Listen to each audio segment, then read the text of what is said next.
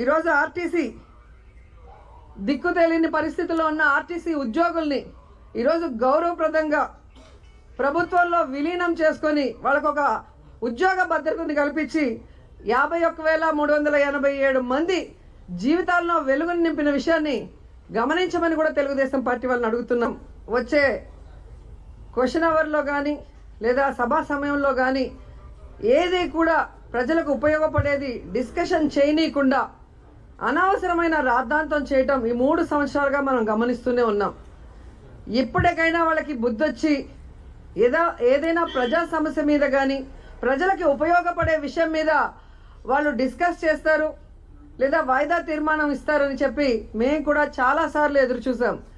కానీ ప్రతిసారి మేము మంచోళ్ళం కాదు, మాకు రాజకీయాలే ముఖ్యం, మాకు ప్రజలు ముఖ్యం కాదు అన్న విధంగా వాళ్ళు ప్రవర్తించడం మనం చూస్తున్నాం.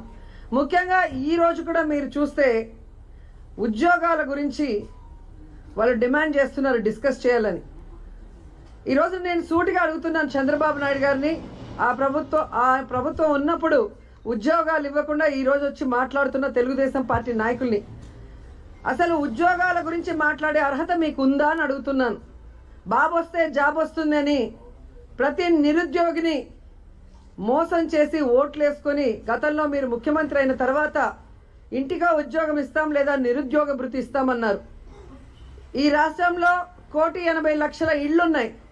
మరి 1,80,00,000 ఇళ్లకి ఉద్యోగాలు ఇచ్చారా లేదా నిరుద్యోగ భృతి ఇచ్చారని నేను ప్రశ్నిస్తున్నాను.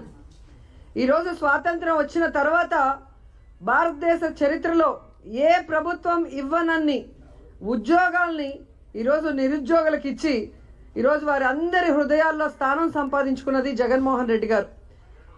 ఈరోజు జగన్మోహన్ రెడ్డి గారిని ప్రజలు, యువత అందరూ కూడా దేవుళ్లాగా చూస్తుంటే అది సహించలేని ఈ తెలుగుదేశం పార్టీ నాయకులు అసెంబ్లీలో ఎలా రాద్ధాంతం చేస్తూ ప్రశ్నోత్తరాల సమయాన్ని వృధా చేయాలన్న ప్రయత్నం చేస్తున్నారు. మీ అందరూ కూడా చూస్తున్నారు.